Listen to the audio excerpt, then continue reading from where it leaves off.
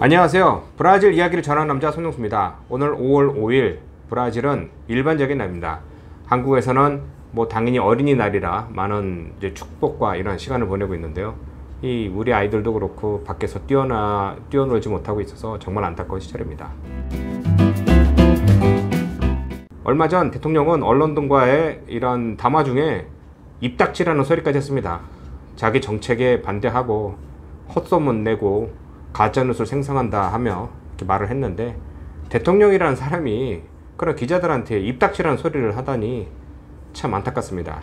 주말에는 또 격려를 풀라는 또 자기 지지들과 모아서 또 이런 시위를 했습니다. 격려를 풀어야 된다. 더군다나 가장 안타까운 것은 더 이상 대화는 없다. 저들의 말을 안 따를 것이다. 난 내 방식대로 갈 것이다. 헌법을 수호하겠다. 군은 나를 지지한다. 이런 식으로 얘기를 했습니다. 실제로 군부에서도 이런 움직임에 대해서 굉장히 이제 불편해하고요. 또 거부 이런 운동이 있자 대통령이 즉각적으로 군부 장성을 교체하는 그런 방안을 시켰다, 조사시켰다라는 말이 있습니다.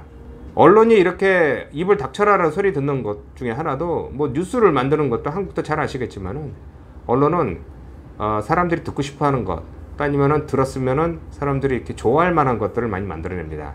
사실이 아님에도 많이 부풀려서 말하기도 하고, 그러니까 논란이 많을수록 언론은 좋아하죠. 그러다 보니 대통령이 저렇게 불편해하게 말하는 것도 이해가 갑니다.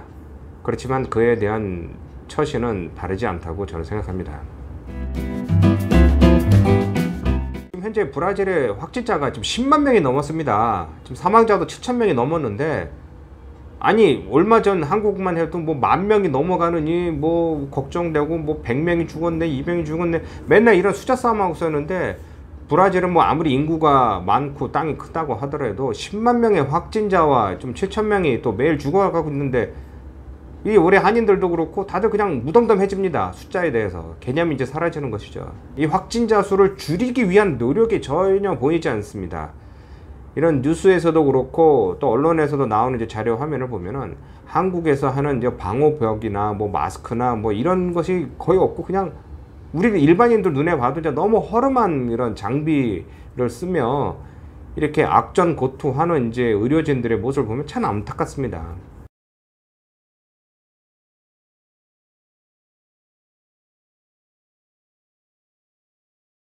조금 전에 그 자료 화면은 이제 상파울루에서 이제 일어나고 있는 이제 발생한 확진자들의 이제 분포도입니다. 그러니까 그들이 이제 어디서 살고 있고 어디서 발생했는지. 보면은 가운데 중심 지역은 상업과 공장 이런 곳이 있는 것이고, 주위에 북부, 남부, 동부 이쪽 지역은 주거지입니다. 그러니까 저소득층 이제 주민들이 그쪽에서 살며 시내로 와서 일을 하고 가는 곳인데요. 보시는 것이 그쪽에 있는 사람들만 늘어나고 있는 겁니다. 중심지에 있는 사람들, 중상층들은 격리를 하고 마스크 쓰고 먹을 거 사재기 해놓고 다 있는데, 그쪽 지역에 있는 저소득층은 어쩔 수 없이 나와야 돼서 일을 해야 되는 것이죠. 대중교통에서 옮기기도 하고 그들에 의해 공장도 돌아가고 빵집도 돌아가고 약국도 돌아가고 하는데, 자꾸 이런 그들 사이에서 확진이 일어나고 있고, 또 브라질은 이제 공립병원은 100% 무료입니다. 그러다 보니 아프면 무조건 병원으로 달려가게 되는데, 의료진들도 이걸 다 감당할 수가 없죠. 장비도 부족하고 병실도 부족하고 인력도 부족하는데, 그러면 여기서 해결 방안이 무엇이냐? 당연히 투자하고 늘려야 되는데 이게 쉽지가 않은 겁니다. 그렇기 위해서는 지금 필요한 게 바로 정치입니다. 정치. 왜냐? 인력을 충당한다? 아니면 무엇을 장비를 사기 위해서 돈이 필요하다? 이런 것을 정치인들이나 아니면 행정가들이 가서 아무거나 여기 가서 사오고 그런 게 아니죠. 조사하고 절차를 밟고 해야 되는데, 이럴 때 정치인들은 손을 잡고, 지금 상황에서는 이런 일반적인 행정체제를 가지고는 할 수가 없다. 그러니 일단 잠시 접어두고 사람 채용을 빨리 하고 교육을 주고 또 필요한 장비를 또 빨리 사오고, 그러기 위해서는 또 행정 절차를 또 일단 잠시 접어두고 이런 방식으로 계속 빨리 돌아가게 리더십을 발휘해야 되는데, 지금 그런 것이 거의 없는 겁니다. 그러니까 리더십 부재, 또 행정력 문제, 그리고 그 다음에는 또 정치적인 싸움, 자기들의 이제 바로 대선에 도전해야 될 정치적인 파벌 싸움이 이제 굉장히 일어나는 것이죠. 대통령은 자기 아들이 가짜뉴스를 생성한다는 것을 조사하는 연방경찰총장을 해임시키고, 그 자리에 원래는 자기 아들, 그러니까 조사를 받고 있던 아들의 친구를 총장으로 올리려고 했습니다. 이 말이 됩니까? 조사받고 있는 사람의 친구를 올리면은 그 사람이 제대로 조사를 안 하죠. 그러니까 뭐 여러 가지 문제가 있다 보니까 그 사람 나가고 또 그 사람과 연결된 사람이 또 요번에 총장으로 취임하면서 당장 리우데자네이루 수사하고 있던 사람들의 뭐 수사진을 다 바꾸고 뭐 문제가 많습니다. 그러다 보니 언론들이 가만히 안 있고 국민들이 가만히 있죠. 아무리 대통령이라도 그렇게 막 함부로 하면 되겠느냐. 이건 아니지 않느냐. 또 여기다가 또 브라질은 또 전체적으로 좌파 우파로 뭐 나눈 이런 정당도 있지만은 얼마 전부터 이제 센트롱, 그러니까 한국말로 하면 이제 중도파, 그러니까 이쪽 저쪽도 아닌 뭐 중도파라고 하는데, 그러니까 500명이 넘는 국회의원 중 한 200명 정도가 중도파라고 사실은 간을 보고 있는 것이죠. 이쪽도 아니고 저쪽도 아니고. 그러니까 지금 현재 대통령은 이제 파도 없다 보니 그 가운데서 있으면서 표를 노려야 되니까 무엇을 하더라도 이제 힘이 필요하니까 이 중도파에다가 이제 자꾸 이제 자리를 주는 겁니다. 자리를 줄 테니 나를 좀 지지해달라. 지금 이렇게 하고 있는데, 그러다 보니 이게 만약에 이게 코로나 바이러스가 해결되고 정치적인 문제가 해결되더라도 이 중도파가 이제 또 득권하게 되면은 이 뭐가 이 뭐든지 이게 쉽게 되는 게 아니에요. 그들도 가만히 또 있는 건 아니죠. 자기들도 원하는 것이 있고. 또 경제적인 상황이 얼마 전에도 제 주위에 있는 사람들이 이제 가게들을 접었습니다. 이건 뭐 몇 달 동안 뭐 월세도 못 내고 있고 직원 월급도 뭐 많이 내고 있으니 그냥 문을 닫는 게 낫다. 저는 이제 진정되면 그래도 뭐 필요하지 않을까 하는데, 그때 되면 다시 가게를 여는 한이 있더라도 지금 닫는 게 낫다. 뭐 이렇게 하고 있는데요. 뭐 3월 초부터 불안해지면서 3월 일을 못하고 4월 완전 격리했고 지금 5월인데 5월 10일 날 뭐 격리를 끝낸다고 하는데 시정부에서는 분명히 얘기했습니다. 시정부 차원에서는 더 격리를 연장할 것이다. 그러니 이런 상황에서 누가 옵니까? 장사가 뭐 시작한다고도 안 되죠.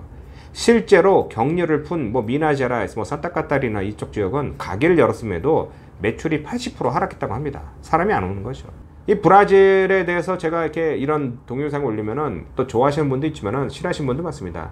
저도 몇 달 전에 만들었던 동영상을 쭉 보면은 그때 당시에 올렸을 때 왜 안 좋은 소리만 하느냐, 왜 죽는 소리만 하느냐, 브라질이 좋다 뭐 이렇게 말씀하시는데, 제가 우려했던 대로 지금 그 상황이 그대로 가고 있습니다. 그러니까 저도 참 답답하죠. 앞으로 어떻게 될까?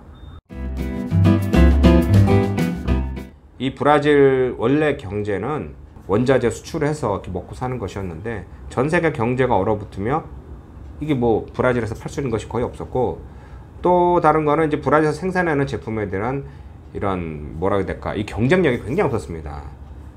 저도 한 10년 전부터 제 블로그나 이를 통해서 뭐 브라질에 이민 오고 싶다, 투자하고 싶다 이런 분들이 연락을 계속 오셔서 그분들에게 이제 컨설팅이 아니라 제가 아는 경험담 얘기해주고 이제 방법을 알려주고 했는데, 제가 이런 동영상을 올리면 대부분 얘기하시는 게 브라질이 좋다라고 하시는데, 제가 내린 혼자의 이게 결론입니다. 보면은 좋다라고 이곳에 사시는 분들은 예전에 한국이 참 어려웠던 시절에 오셔서 브라질의 행정이나 이런 인프라나 이런 걸 보시고 브라질 참 선진국이다라고 말씀하시는데 그건 맞습니다. 그 당시엔 그랬습니다. 근데 지금은 시대가 변해서 그 인프라가 많이 죽었고 행정체제도 이제 많이 바뀌었고 한국이 반대로 오히려 잘 살게 되는 것이죠. 그리고 또 다른 거는 이제 브라질에 대한 환상이 많으신 분들이 많습니다. 특히 한국이 불만이 많아서 브라질 이민 가고 싶다. 옛날에는 빈털터로 가서 뭐 몇백만 불, 뭐 몇천만 불 번 사람도 있다는데 나도 가고 싶다 하시는데 그건 다 지난 소리입니다. 이제는 어떻게 될 수 있는 상황이 아니에요. 그러니까 예전에는 뭐 그냥 애 데리고 뭐 어떻게 뭐 국경만 넘어서 오면은 교회에서 밥 먹여주고 영주권 내주고 뭐 일자리 주고 몇 년간 뭐 열심히 일하다 보면 가게도 내고 뭐 차도 사고 집도 사고, 이게 다 80년대 90년대 얘기예요. 이제 더 이상 그런 시기는 없습니다. 그러니까 자꾸 이런 소리만 나면 저 목소리 오늘 톤도 그렇고 이게 무슨 하소연뿐만 아니라 그냥 푸념만 내는 그런 소리만 냅니다. 있는 상황에서는 그러니까 최악의 상황은 더 심해질 것이다. 실제로 뭐 유럽에서는 이제 격리가 이제 많이 풀려지면서 줄어들고 있는데 브라질은 이제 피크가 이제 5월, 6월, 7월 이렇게 될 것이라고 합니다. 그러니까 잘 지금 상황을 이어가면은 5월, 6월, 7월에 피크를 치고 이제 확진자가 줄어든다고 하는데, 지금 그럼 그때까지 우리는 어떻게 무엇을 먹고 살까요? 이게 참 답이 없죠. 제가 또 가장 또 우려하는 것 중 하나가 브라질에 가짜 뉴스가 많습니다.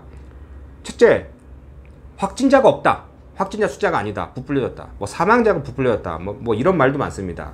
또 그 중에 또 땅에다가 매장하는 관 뭐 이런 걸 보면은 그 관 안에 뭐 사람이 죽지 않았는데 뭐 종이 같은 거 넣어놓고 뭐 숫자가 막 부풀렸다 하는데 이 왜 제가 왜 가짜 뉴스라고 하냐면은 그 관에 사람이 시체가 없었음에도 그냥 묻으려고 했다라고 나오는 뉴스가 됐었습니다. 그 내용은 지금이 아니라 2017년도에 보험금을 노린 가족의 자작극이었습니다. 그러니까 그때 2017년에 실제로 있었던 빈 관을 매장하는 사진을 꺼내서 지금 현재 상황이 이렇다라고 하는 게 그 자체가 바로 가짜 뉴스죠. 일단은 브라질 대통령뿐만 아니라 모든 정치가 안정이 돼야 됩니다.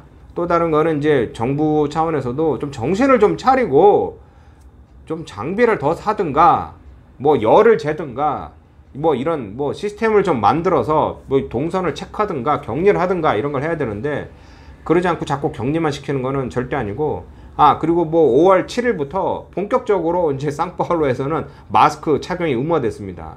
이제 와서.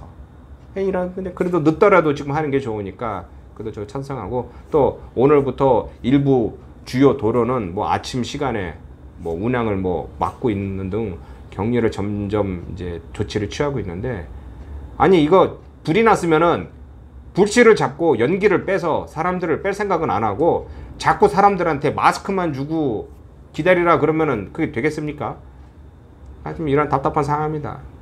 어찌됐건 올해 요번 주도 좀 지나면서 저는 계속 주시하면서 다음에 또 다른 좋은 소식이 있는지 저의 생각을 좀 담아서 여러분에게 동영상으로 남겨드리도록 하겠습니다.